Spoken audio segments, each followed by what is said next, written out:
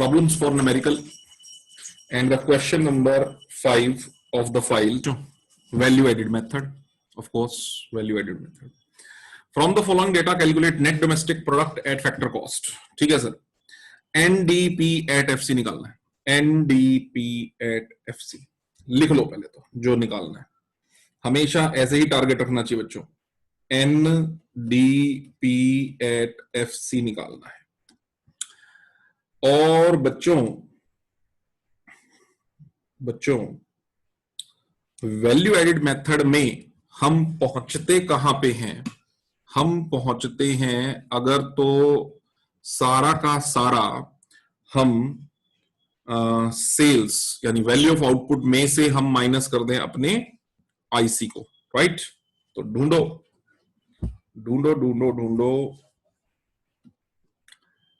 जो निकालना है वो निकालेंगे, लेकिन सबसे पहले कहां पहुंचना होता है हमें? जीडीपी एट एमपी पर। और जीडीपी एट एमपी पर कैसे पहुंचना होता है भाई?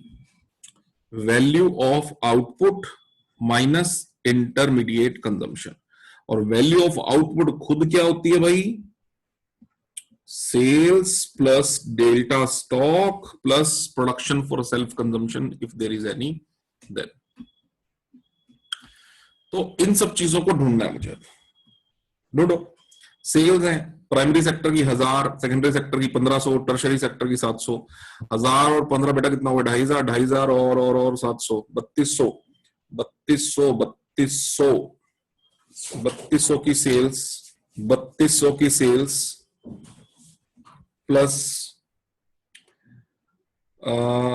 सेल्स होगी 3200, 1 2 3 25 और 7, 3200 की सेल्स। 3200 की सेल्स में बच्चों ढूंढो आप डेल्टा स्टॉक ले लो। डेल्टा स्टॉक मेरे पास है, ओपनिंग स्टॉक्स तो हैं, क्लोजिंग स्टॉक मेरे पास नहीं है, कोई बात नहीं। तो बेटा इसका मतलब क्या हुआ? क्लोजिंग स्टॉक 0 मान लो। जब है ही नहीं तो क्या करें? क्लोजिंग स्टॉक 0 मानो। तो 50 प्लस 40, 5 4 9, 90, 90 और 2, 110 रुपए का बेटा ओपनिंग स्टॉक है।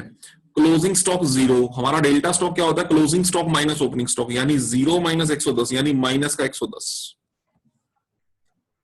बेटा क्लोजिंग स्टॉक 0 है ना, तो closing stock 0 minus opening stock 110, इसका मतलब माइनस का 110 हो गया आपके पास डेल्टा स्टॉक, माइनस का 110। फिर एक टर्म मैंने आपको बताई थी, प्रोडक्शन फॉर सेल्फ कंजम्पशन, जब है ही नहीं बेटा तो वो भी 0, राइट। देन इसमें से मुझे माइनस करना चाहिए आईसी, इंटरमीडिएट कंजम्पशन है, आईसी है। आईसी क्या है? इंटरमीडिएट कंजम्पशन वो है बेटा 300 और 750 और 250। ये होगा बेटा 1300 रुपए आपका, इन तीनों का सम 1300 का आईसी आ गया। कर दो माइनस, माइनस यहां से ले लो, माइनस 1300। और बेटा बस सर पहले तो जीडीपी एट एमपी तक पहुंच जाते हैं। इतने काम करके हम पहुंचते हैं पहले तो अपने जीडीपी एट एमपी तक, और ये काम करके हम पहुंचेंगे बच्चों 3200 माइनस 110 और माइनस 1300, 1790। बेटा जी 1790 आ गया आपका जीडीपी एट एमपी। पर मुझे जीडीपी एट एमपी थोड़ी जाना, मुझे तो एनडीपीएफसी जाना ना। तो माइनस क्या कर देना पड़ेगा यहां से? जीडीपी एट एमपी से अगर मुझे एनडीपीएफसी जाना बेटा, क्या कर देना पड़ेगा? माइनस का तो डेप्रिसिएशन और माइनस का नेट इनडायरेक्ट टैक्स। तो depreciation, consumption of fixed capital को डेप्रिसिएशन बोलते हैं, कंजम्पशन ऑफ फिक्स्ड कैपिटल जोड़ दो, तीनों 90, 150, और नेट इनडायरेक्ट टैक्स 2 हैं, दोनों जोड़ दो, कितने? 80। तो 150 रुपए का डेप्रिसिएशन माइनस कर दो, 80 रुपए का एनआईटी माइनस कर दो, और 1790 माइनस कितना था? 150 था, 180 था, 150 लिख दिया मैंने, 180 है ना। 150 एक माइनस कर दो और 80 एक माइनस कर दो, 1560। लो सर आंसर आ गया 1560, है ही कुछ नहीं था। ये लो, ये हो गया बेटा आपका क्वेश्चन नंबर 5। ठीक है, मैंने कुछ यहाँ पर जो बातें ध्यान रखी हैं, एक जो इस क्वेश्चन की स्पेशलिटी मुझे लगी, ये एक मजेदार पॉइंट लगा कि डेल्टा स्टॉक जो है वो माइनस का 110 यहाँ पर वर्कआउट कर रहा है, कि ओपनिंग स्टॉक मेरे पास है, क्लोजिंग स्टॉक नहीं है। ध्यान रहे कि डेल्टा स्टॉक आपका closing stock minus opening stock होता है बच्चों, तो नहीं है कोई चीज तो उसको जीरो ही लेट करना पड़ेगा, और ओपनिंग स्टॉक आपका इस क्वेश्चन में 110 था, तो डेल्टा स्टॉक हो जाता है यहां पर माइनस का 110। ये ध्यान रखना बस, और बाकी सब तो बेटा नॉर्मल था, बाकी इसमें कुछ था नहीं। ये मैंने इसमें से माइनस कर दिया है डेप्रिसिएशन, और ये मैंने इसमें से माइनस कर दिया है एनआईटी। डेप्रिसिएशन क्यों माइनस किया है? ग्रॉस को नेट में कन्वर्ट करने के लिए, और एनआईटी क्यों माइनस किया है? एमपी को एफसी कन्वर्जन करने के लिए। And this is your final answer, NDP at FC, net domestic product at factor cost. NDP at FC, net domestic product at factor cost. That's it, this is the answer and done. ठीक है जी, ये हो गया बेटा solution of question number 5। आइए अगली तुम्हारी problem लेते हैं। अगली तुम मुझे प्रॉब्लम बताई है तुमने, क्वेश्चन नंबर 10 करा दो सर। आओ बच्चों 10 कर लो, क्वेश्चन नंबर 10 ले लो। Question number 10,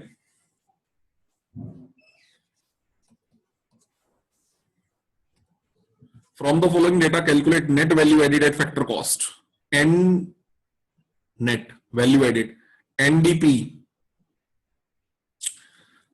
gross value added होता है, जीडीपी ये net value added, NDP at FC.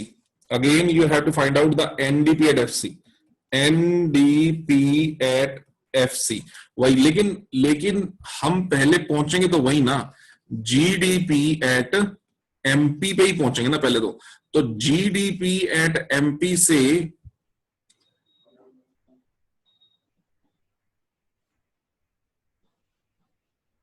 हाँ लिख सकते हैं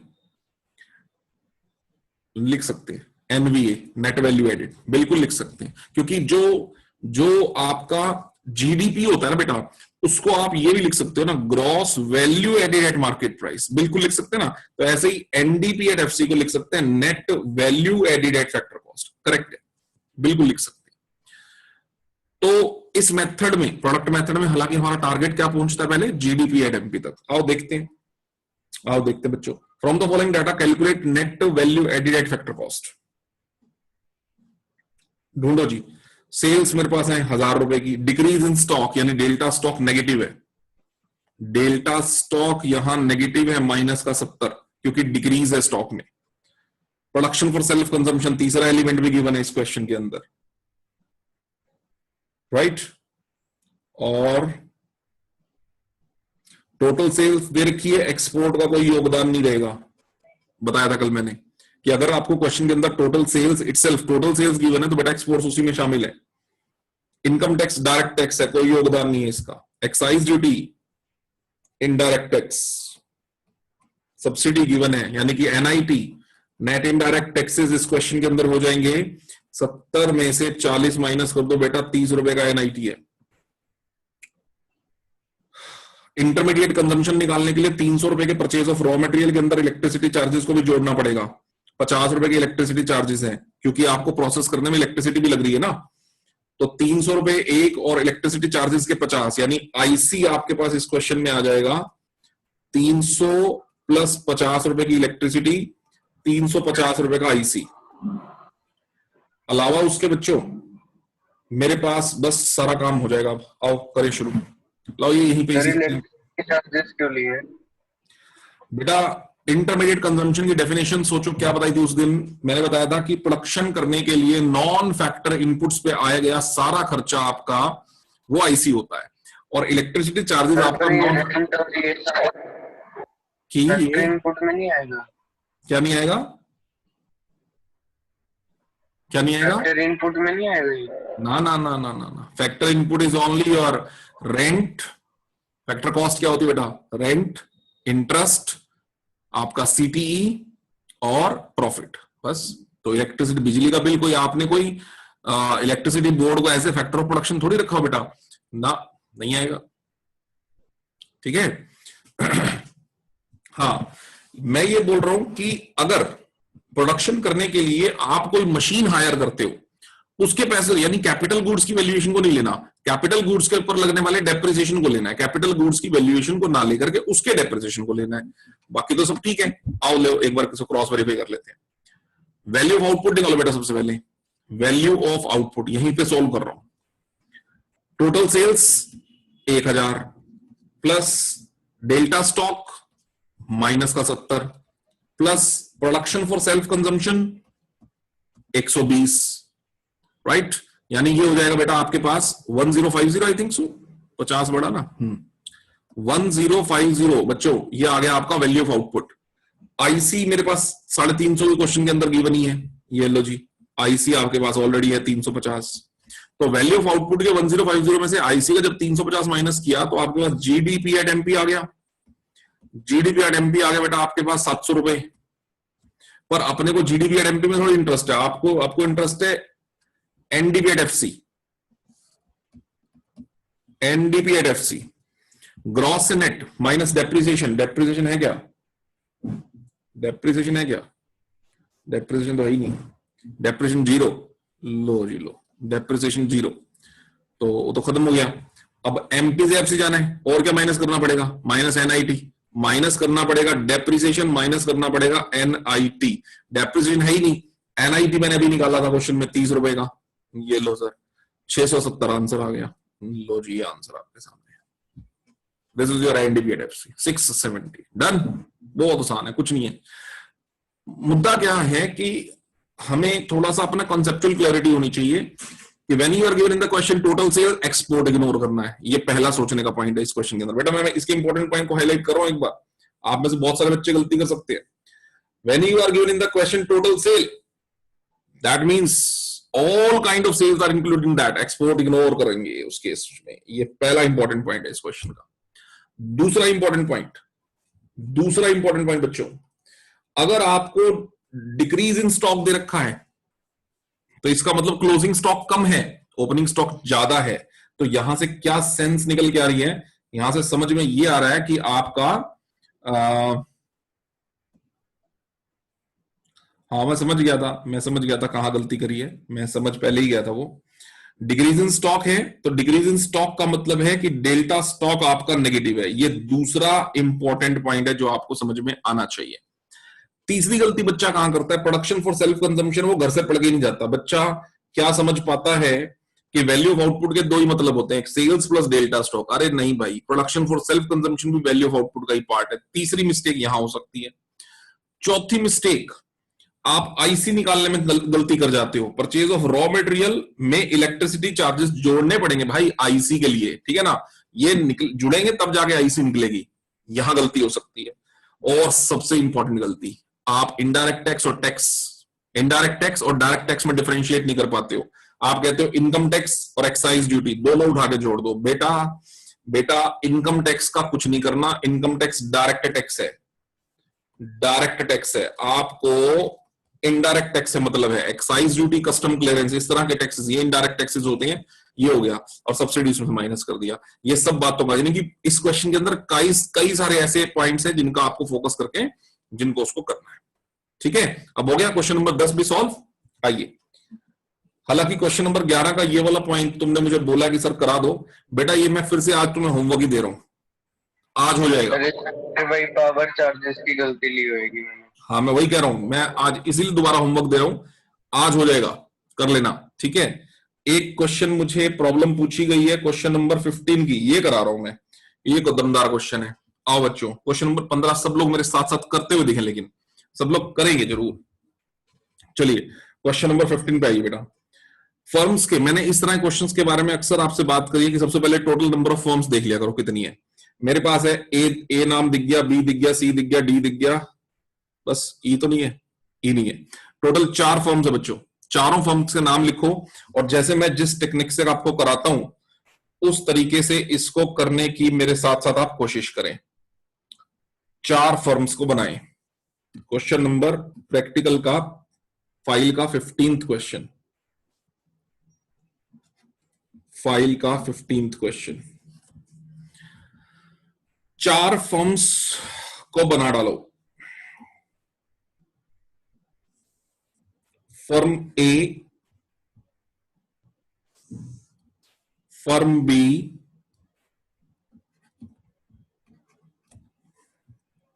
firm C,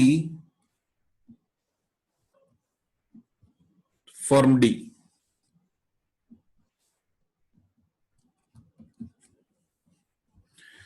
left hand corner पे, लेफ्ट हैंड साइड में हमेशा वैल्यू ऑफ आउटपुट लिखें, राइट हैंड पे आप आईसी लिखें, आपको बहुत आसानी से क्वेश्चन हो जाएगा बेटा। ठीक है, यहां पर आप लिखें वैल्यू ऑफ आउटपुट, यहां लिखें आईसी, ऐसे ही सबका value of output IC, value of output IC, value of output IC. बस अब पढ़ते जाओ करते जाओ। क्या कहता है, firm A spend 500 crore on non factor inputs. ये बेटा non factor inputs intermediate consumption है। ए का स्पेंडिंग है, ए का आईसी मिल गया 500 का, ए का आईसी मिल गया 500 का। लो जी, ए का आईसी मिल गया sir 500। And sold goods worth rupees 600 crore to firm B and 300 crore to firm C. B को 600, सी को 300। इसने सेल्स जो करी है, लिखो यहां पे ऐसे, सेल्स जो करी है, एक इसने बी को करी है, एक इसने सी को करी है। बी को 600 की, सी को 300 की। बी को and 600 crore to B and 300 crore to C. अब बी को और सी को अगर सेल करें तो बेटा बी और सी की इनपुट भी तो बनेगी। तो बी की इनपुट बन गई 600 की, सी की इनपुट बन गई 300 की आईसी इनपुट, क्योंकि इसकी सेल उनकी परचेज तो उनका आईसी, तो आईसी में लिख दिया। Firm B whose value added is 1000 crore. Firm B का वैल्यू एडेड 1000 है। फर्म बी का वैल्यू एडेड 1000 है। यहां ध्यान दो बच्चों, फर्म बी का वैल्यू एडेड 1000 है। इसका मतलब इस हिसाब से तो उसका वैल्यू ऑफ आउटपुट 1600 है, क्योंकि 600 का बेटा उसका आईसी है, 1000 रुपए का उसका वैल्यू एडेड है, तो 1600 का उसका वैल्यू ऑफ आउटपुट होगा। फिर इसी हिसाब से तो यही है, आगे भी पढ़ना पड़ेगा। लेकिन firm B whose value added is 1000 crore sold half of its output to firm C and half to firm D.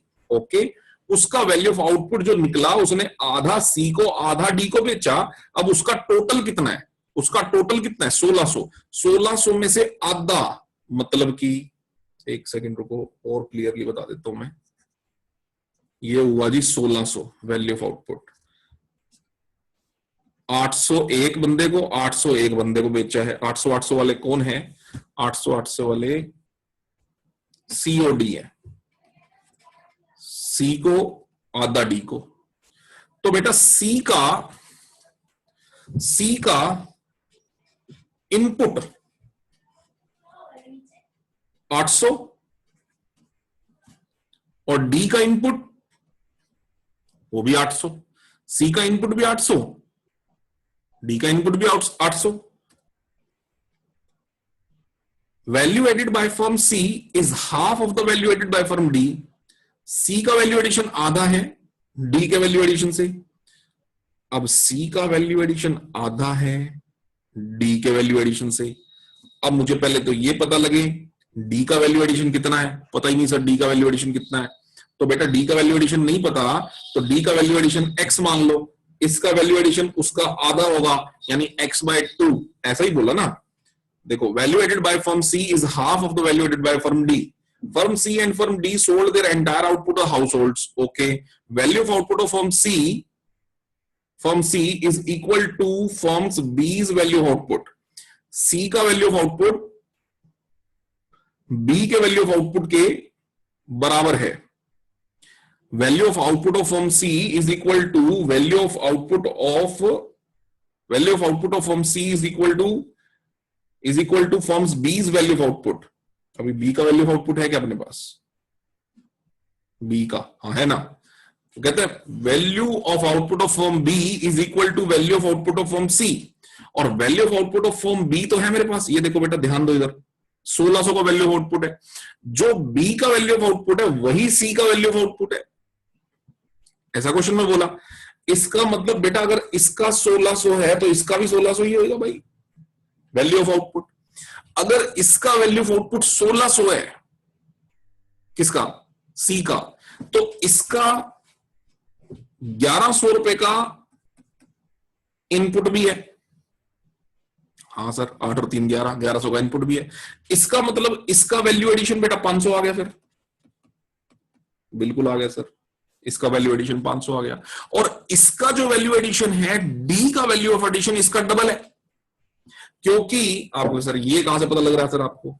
बेटे मुझे एक बात बताओ, सी का वैल्यू ऑफ एडिशन हाफ है as compare to the value of addition of D. ऐसा question में लिखा था, पढ़ो, यहां लिखा था, ये देखो, value added by firm C is half of the value added by firm D.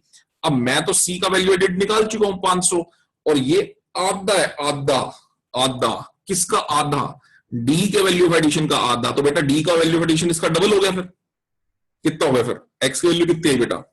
1000। इसका मतलब अब गेम ये सेटल हो गई है कि डी का वैल्यू ऑफ एडिशन 1000 है, सी का वैल्यू ऑफ एडिशन 500 है, सी का वैल्यू ऑफ आउटपुट जो कि 1600 है। और वो 1600 क्यों है? क्योंकि बी का वैल्यू ऑफ आउटपुट 1600 है, और बी का जो वैल्यू ऑफ आउटपुट है वही सी का वैल्यू ऑफ आउटपुट है। ऐसा क्वेश्चन का बेस था। ये ले जी, अब हमारे से पूछा गया था, मुझे तो पहले ये बताओ, calculate the value of output of firm D. आपको डी के फर्म की वैल्यू ऑफ आउटपुट निकालना है। लो जी, अब डी का वैल्यू एडिशन 1000 आ गया, 800 का इसका आईसी है, तो 1800 रुपए क्या निकल के आएगा बेटा? इसका वैल्यू ऑफ आउटपुट, जैसा कि हमसे क्वेश्चन में पूछा गया था, ये हमने निकाल दिया। ठीक है जी, तो इस तरह से बेटा इस क्वेश्चन को करना है। इसका हमारा वैल्यू एडिशन 1000 आ गया, 800 का इसका आईसी है, 1800 रुपए का इसका वैल्यू ऑफ आउटपुट हो जाएगा। So something like this, we can do these kind of questions very easily. ठीक है बच्चों, ये था आपके पास फाइल के 15th क्वेश्चन का सॉल्यूशन। इस तरह से बेटा आपको 15th क्वेश्चन का सॉल्यूशन को निकालना है। डन। और 3 ही क्वेश्चंस आपने मुझसे पूछे थे बेटा, तीनों क्वेश्चन 5 ये रहा, 10 ये रहा और 15 ये तीनों क्वेश्चन के सॉल्यूशन बेटा मैंने आपके सामने यहाँ पर कर दिए हैं। सर ये 2 वाले आ सकते हैं क्या? 2 वाले कैसे? मतलब एक से ज्यादा वाले, जो मल्टीपल फॉर्म्स वाले हैं। अरे हाँ बिल्कुल, व्हाई नॉट, बिल्कुल आ सकते हैं, तो कोई मना ही नहीं है। आपका कॉन्सेप्ट क्लियर होना चाहिए यार, कॉन्सेप्ट क्लियर होना चाहिए। अगर हमारा कॉन्सेप्ट क्लियर है, देखो ये इतनी ज्यादा सिंपलिसिटी से, तो और ज्यादा सिंपलिसिटी से आप कर ही नहीं सकते हो। बहुत सिंपल तरीके से कर दिया। और आपको भी अगर इसकी अंडरस्टैंडिंग बहुत अच्छे से चाहिए तो बेटा ऐसे ही करना पड़ेगा क्वेश्चन। ऐसे आप करोगे तो बहुत अच्छी तरह कर पाओगे, अदरवाइज तो उलझे ही रहोगे, इसकी सेल उसकी परचेज लिखते लिखते रह जाओगे, समझ में नहीं आएगा क्या करना है। ठीक है, अब ये इस तरह से अंडरस्टैंडिंग आप बनानी सीखो, 2-4 क्वेश्चंस की प्रैक्टिस करो, हो जाएंगे। रही बात क्वेश्चन किस तरह का, बेटा कुछ भी आ सकता है, ठीक है ना, ऐसा कुछ मना थोड़ी कि ये नहीं या वो नहीं, सब आ सकता है। तो ये कर लेना बेटे। आइए अब जरा इसके मैं पॉइंट्स बता दूं आपको, प्रिकॉशंस रिगार्डिंग प्रोडक्ट मेथड। आओ बच्चों, इस पे क्वेश्चन आ जाता है अक्सर कि जब आप फर्स्ट वाले मेथड को ऑपरेट कर रहे हैं, फर्स्ट वाले मेथड को इंप्लीमेंट कर रहे हैं। फर्स्ट वाला मेथड मतलब बोले तो क्या? फर्स्ट वाला मेथड मतलब वैल्यू एडिड मेथड। जब आप वैल्यू एडिड मेथड के अंदर आप सिग्मा वैल्यू एडिशंस कर रहे हैं, सिग्मा वैल्यू एडिशंस कर रहे हैं। सिग्मा वैल्यू एडिशंस मतलब सिग्मा वैल्यू एडिशंस करते हुए आप क्या क्या कर रहे होंगे? आप कर रहे होंगे सर सेल्स ले रहे होंगे, प्लस में डेल्टा स्टॉक ले रहे होंगे, प्लस में प्रोडक्शन फॉर सेल्फ कंजम्पशन कर रहे होंगे। यही बात है ना, ये जोड़ रहे होंगे। अब इतना करते हुए, और आईसी वगैरह ये सब इतना करते हुए, ये हो गया आपका वैल्यू ऑफ आउटपुट आ गया ना, माइनस इसमें से आईसी करेंगे आप। इतना करते हुए कितनी बातों का ध्यान रखना है, ये अब आपके सामने क्वेश्चन है। Precautions regarding the product method. पहला, sale and purchase of second hand goods. Sales लेनी है, देखो ऊपर क्या लिखा मैंने, सेल्स, ये सेल्स लिखा मैंने, सेल्स तो लेना है, लेकिन इग्नोर करना है किसको? सेकेंड हैंड गुड्स को इग्नोर करना है। ऐसा नहीं कि मैंने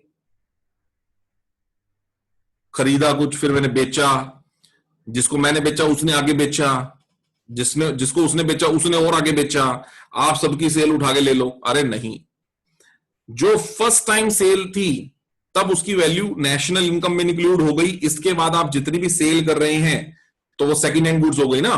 सेकंड हैंड गुड्स की वैल्यूएशंस को नेशनल इनकम में अगर हम लेने लगे बेटा तो it will create the problem of double counting. आप कई बार गिन लोगे उसकी वैल्यू को, ऐसा आपको नहीं करना, ठीक है। तो sale and purchase of second hand goods या सिक्योरिटीज, डिबेंचर्स एटसेट्रा एक्सक्लूडेड, ठीक है। Does not flow goods and services but only transfers the ownership. इससे कोई आपका कोई फ्लो नहीं होता, सिर्फ ओनरशिप ट्रांसफर होती है, पहली बात। हाँ, लेकिन एक बात ध्यान रखना बच्चों, अगर आउटसाइड द कंट्री यानी कि अब्रॉड के साथ आपकी डीलिंग चल रही है then it will be included, क्योंकि वो तो आपने कंट्री के बाहर बेचा। विद इन द कंट्री एक बार का ट्रांजैक्शन एक बार में आपने कंसीडर करना है। लेकिन कई बार आप लोग बेटा ये तीसरे पॉइंट में गलती कर देते हो। जितनी बार भी सामान बिका, ध्यान दो, जितनी बार भी सामान बिका, हर बार जो ब्रोकर होगा, ठीक है, जो एजेंट लगा रखा होगा आपने बेचने के लिए, उस ब्रोकर की कमीशन, ब्रोकरेज जो है वो हर बार इंक्लूड की जाएगी बच्चों नेशनल इनकम के अंदर। हर बार आपने सिर्फ ब्रोकरेज क्यों जोड़ रहे हो फिर हर बार? बेटा ब्रोकरेज इसलिए जोड़ रहे हैं क्योंकि ब्रोकरेज का मतलब है उसने हर बार एफर्ट्स करे हैं।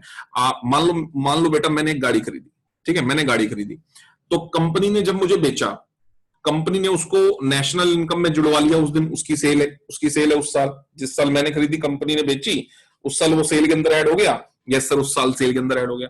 उसके बाद बच्चे, उसके बाद ध्यान दो, उसके बाद मैंने बेचा, सेल उसको नेशनल इनकम में ऐड नहीं करेंगे। लेकिन मैंने बेचा तो मैंने ब्रोकर अपॉइंट किया उसको बेचने के लिए। ब्रोकर को मैंने ब्रोकरेज दी, ब्रोकर को मैंने ब्रोकरेज दी 5,000 रुपए मेरी गाड़ी बिकवाने के लिए।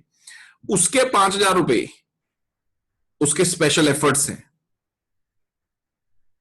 उसकी स्पेशल सर्विसेज हैं, जोड़ना पड़ेगा नेशनल इनकम में।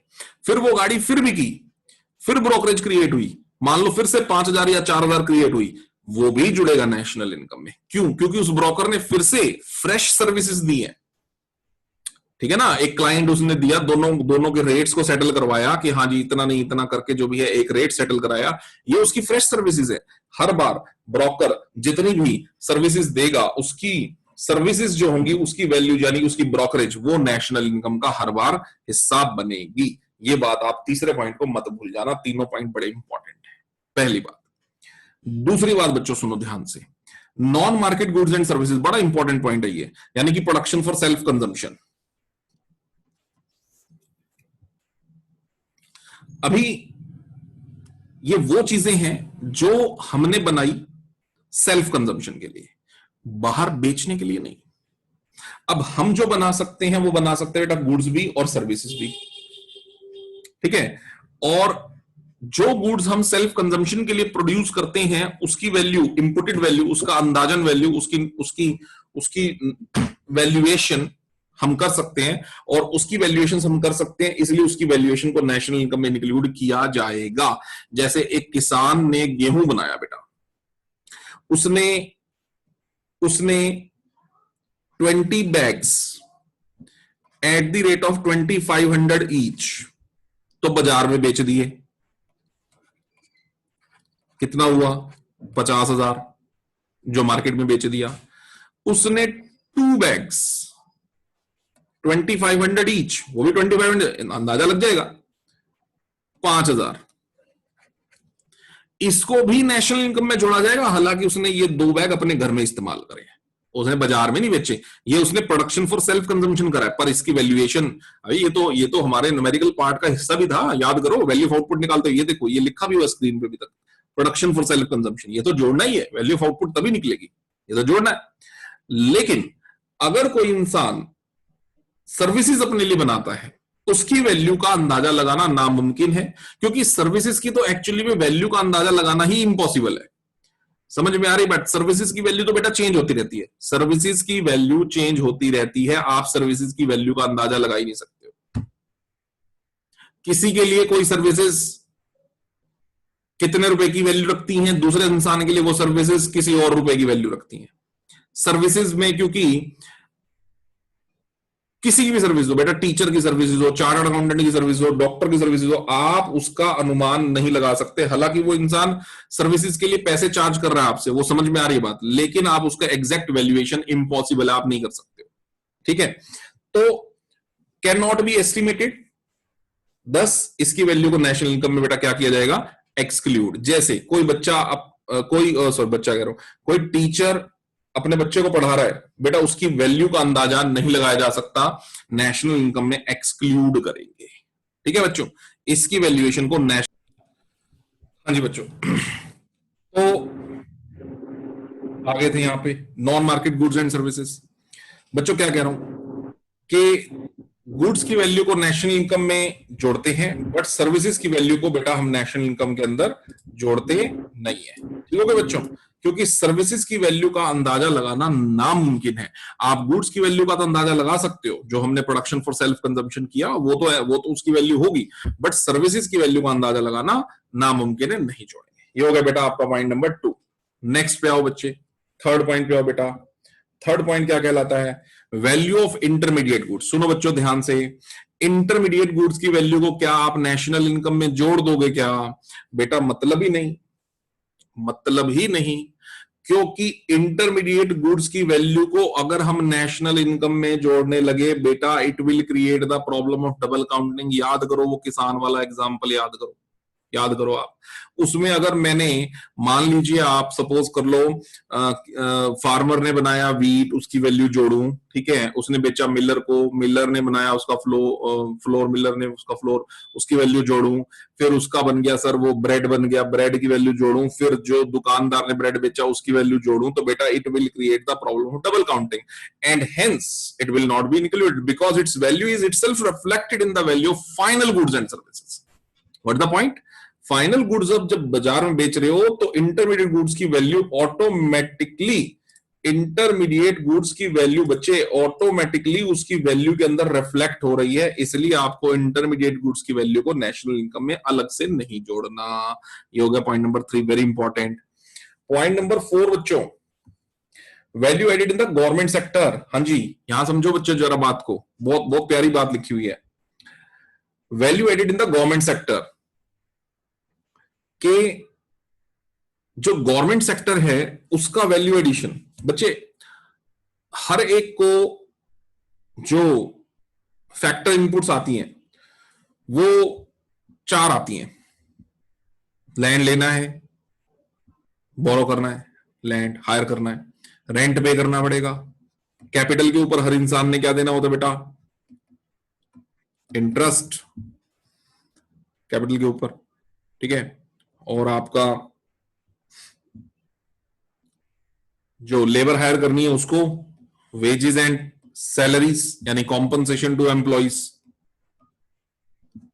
और एंटरप्रेन्योरल स्किल्स के बदले में रिवॉर्ड देना है, प्रॉफिट्स। लेकिन जहां तक बात बच्चों गवर्नमेंट की करनी है हम लोगों ने, value added in the government sector, government sector में बच्चों कोई रेंट नहीं होता, गवर्नमेंट को किसी तरह का कोई रेंट नहीं पे करना पड़ता। आप कहेंगे सर क्यों? बेटे मैक्सिमम क्या गवर्नमेंट कोई प्राइवेट कोई जमीन थोड़ी हायर करती है। मैक्सिमम बिजनेसेस में गवर्नमेंट की अपनी खुद की जमीन होती है। आप रेलवे का देख लो पूरा बिजनेस प्लान, गवर्नमेंट का पूरा रेलवे मॉड्यूल, जो रेलवे साइडिंग्स जहां जहां पे है रेलवे जो चल रही है, रेंट थोड़ी देना पड़ता बेटा, कि गवर्नमेंट का अपना ही है सब कुछ। रेंट का तो मतलब ही खत्म हो गया। पैसा गवर्नमेंट का खुद का, नो इंटरेस्ट, ठीक है, और प्रॉफिट किसी से शेयर नहीं करना। गवर्नमेंट की अगर कंपनी है सारा शेयर गवर्नमेंट को ही जाएगा, प्रॉफिटेबिलिटी गवर्नमेंट को जाएगी। इसका मतलब गवर्नमेंट का जो कॉस्टिंग आता है बेटा, बात समझना, गवर्नमेंट की जो कॉस्टिंग आती है वो सिर्फ और सिर्फ किस नाम से आती है? CTE, compensation of employees only. क्योंकि गवर्नमेंट को ये वर्कर्स ही तो हायर करने हैं, बस बेटा वर्कर्स ही तो हायर करने हैं, और कुछ थोड़ा करना है। और किसी बिजनेस को आप देख लो बेटे, मुझे एक बात बताओ, आपने कोई बिजनेस किया बेटा, जमीन आपको लेनी पड़ेगी, अगर आपकी अपनी नहीं किराए पे लेनी पड़ेगी। पैसा आपको बाहर से उठाना पड़ेगा, ठीक है, अगर आपके पास नहीं है पैसा उठाना पड़ेगा। वर्कर्स भी आपको बाहर से लेने पड़ेंगे, बिल्कुल लेने पड़ेंगे, ठीक है ना। और अगर एंटरप्रेन्योरल स्किल्स आपने किसी से हायर करी तो प्रॉफिट्स का रिवॉर्ड भी उसको देना पड़ेगा, सब कुछ देना पड़ेगा।